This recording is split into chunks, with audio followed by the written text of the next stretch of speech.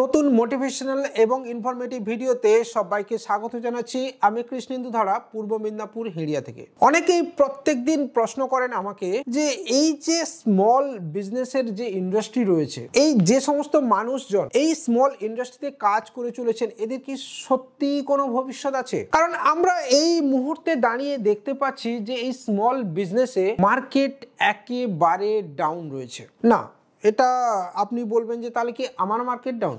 না, মার্কেট সবার down. Market কথার অর্থ সবার ডাউন আছে। বড় বড় কোম্পানি থেকে শুরু করে অনেক অনেক হাই লেভেলের মানুষজনও একই কথা বলছেন, এবং যে তথ্য আসছে যে 3 মাস অন্তর যে বিজনেস রিপোর্ট আসে, সেই রিপোর্ট বলছে যে আজকের ডেটে এই বিজনেস ডাউন চলছে। উত্তর কেন, কারণ কি কি সেটা জানবো এবং এই ভিডিওতে, এবং তার সাথে সাথে আমরা এটাও জানবো যে এই বিজনেস ঠিক কতদিনে ঘুরে দাঁড়াবে, এবং আদৌ কি ঘুরে দাঁড়ানোর কোনো ব্যাপার রয়েছে, কোনো অপশন রয়েছে আপনার বা আমার হাতে। তো চলুন বন্ধুরা, শুরু করব আজকের এই ভিডিওটা এখান থেকেই। আর আবারও বলছি, যদি আপনার মনে হয় যে আমাদের এই তথ্য কোথাও আপনার ভালো লাগছে, আপনার কাছে একটা আলাদা ইন্সপিরেশন দিচ্ছে, বা আপনার ব্রেনে কোথাও গিয়ে হয়তো মনে হচ্ছে যে আমরা আপনাকে কোথাও সাহায্য করছি, তাহলে আমাদের এই চ্যানেলটাকে আপনি সাবস্ক্রাইব করতে পারেন, বেল আইকনটাকে বাজিয়ে দিতে পারেন।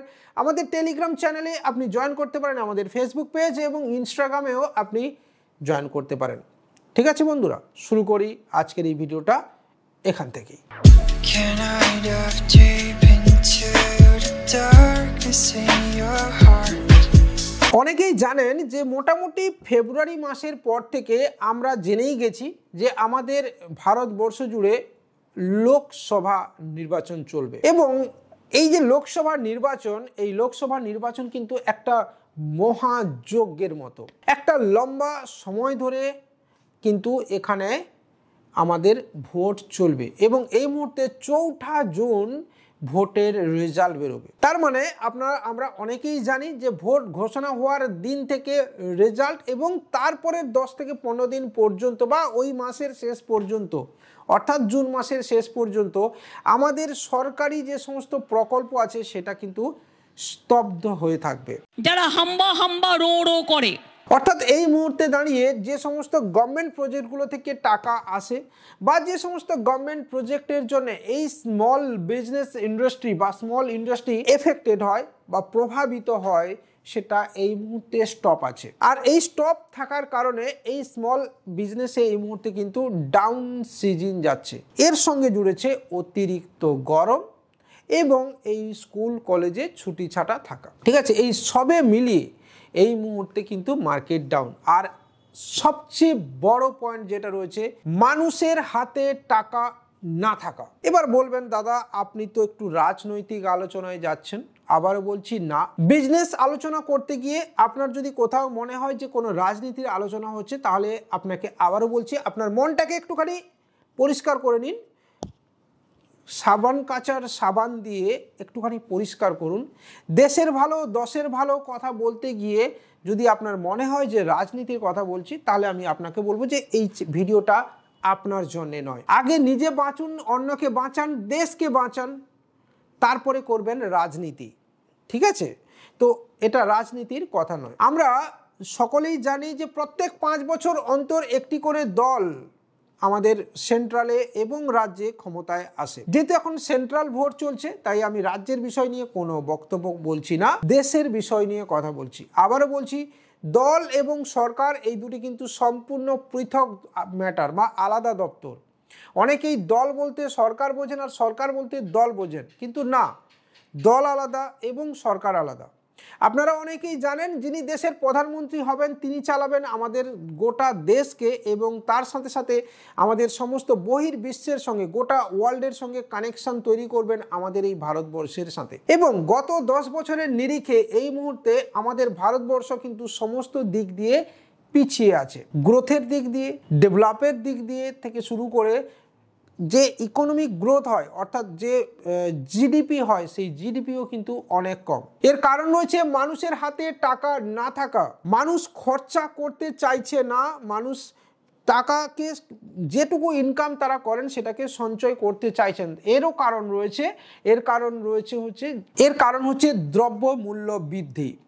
মানুষ দিন আনি দিন খাই, মানে তার প্রত্যেক দিনের খরচ জোগাতে গিয়ে সে হিমশিম খেয়ে যাচ্ছে। হ্যাঁ, একদম সত্যি কথা। আবারও বলছি, একটু খালি মনে হতে পারে যে রাজনৈতিক পারসেপশন দিয়ে কথা বলছি, কিন্তু না, ইটস ট্রু। এবার ভোটের পরে যদি আমরা দেখি যে কোনো সরকার বদল হয়েছে, আর যদি নাও বদল হয়েছে, আশা করা যায় যে সরকারি ক্ষমতায় আসুক না কেন তারা জনমুখী কিছু প্রকল্প নেবে। হ্যাঁ বন্ধুরা, অবশ্যই নেওয়া উচিত। এবং আপনাকে আমি আবারও বলছি, যদি ভোটের পরে আমাদের মনরেগা, নারেগা বা যাই বলুন না কেন, বা MGNREGA আমরা বা বাংলায় বললে মহাত্মা গান্ধী কর্মনিশ্চয়তা প্রকল্প, ঠিক আছে, সুনিশ্চিতকরণ প্রকল্প, MGNREGA, আমি অনেক লম্বা বাংলা আছে, শর্টে বলে দিলাম, একটু ভুলও হতে পারে। এই ধরনের প্রকল্প যদি মানুষের হাতে আবার এসে পৌঁছায়, বিশেষত পশ্চিমবঙ্গের কথা বলছি, তাহলে কিন্তু মানুষের হাতে টাকার যে রোলিং, সেটা আবার মানুষের কাছে টাকা আসবে। এবং এই মুহূর্তে 2023-এর শেষ থেকে NPCI এই ফিনটেক ইন্ডাস্ট্রিকে বাঁচানোর জন্য যে ধরনের রেস্ট্রিকশন বা বেড়াজাল তৈরি করছিল, সেই বেড়াজাল কিন্তু করা প্রায় সম্পূর্ণর পথে। এবং এই মুহূর্তে দাঁড়িয়ে NPCI এবং RBI হয়তোবা ভোটের পরে নতুন কিছু জনমুখী ঘোষণা করতে চলেছে, বিশেষত এই স্মল ইন্ডাস্ট্রির জন্য। এবং নতুন কিছু কাজ, AEPS এর নতুন কিছু দিক উন্মোচন হতে চলেছে আমাদের জন্য। তাই যারা ভাবছেন যে এই ভিডিওটা রাজনৈতিক, তারা চলে যান, দেখবেন না। আর যারা ভাবছেন যে আমি আপনাকে কিছু তথ্য শেয়ার করলাম, তারা অবশ্যই আমাদেরকে ভালোবাসা দেবেন। আর আবারও বলছি, সবুর করলে মেওয়া ফলে, এটা সর্বদা সত্যি। পরিশ্রম করলে লক্ষ্মী লাভ হয়, এটাও সত্যি। এবং ধৈর্য ধরলে জীবনে আপনি আপনার কাঙ্ক্ষিত লক্ষ্যে পৌঁছবেন, এটাও সত্যি। তাড়াহুড়ো করে ধৈর্য হারিয়ে যদি আপনি এই ইন্ডাস্ট্রি ছেড়ে বেরিয়ে যান, তাহলে হয়তোবা আপনি পিছিয়ে যাবেন। এবং এর সাথে সাথে আপনাকে আমি বলছি যে আপনি শেয়ারে ইনভেস্ট করতে পারেন, ক্রিপ্টোকারেন্সি নিয়ে কাজ করতে পারেন। এবং ক্রিপ্টোকারেন্সি নিয়ে যদি আপনি কাজ করতে চান, তাহলে আপনি অবশ্যই আমাদের সাথে যোগাযোগ করতে পারেন। আজকের এই ভিডিওটা এখানেই শেষ করছি। ভালো লাগলে লাইক, কমেন্ট, শেয়ার করে আমাদের পাশে থাকবেন। আর অবশ্যই আমাদের টেলিগ্রাম চ্যানেলে জয়েন করবেন। ফিল্ড ভিজিটের মুহূর্তগুলো আমরা কন্টিনিউয়াস শেয়ার করে চলেছি আমাদের সোশ্যাল মিডিয়া পেজে, চাইলে একবার ভিজিট করে নিতে পারেন। দেখা হবে পরের দিনই এরকমই একটা ভিডিও নিয়ে। ততক্ষণ পর্যন্ত বাই।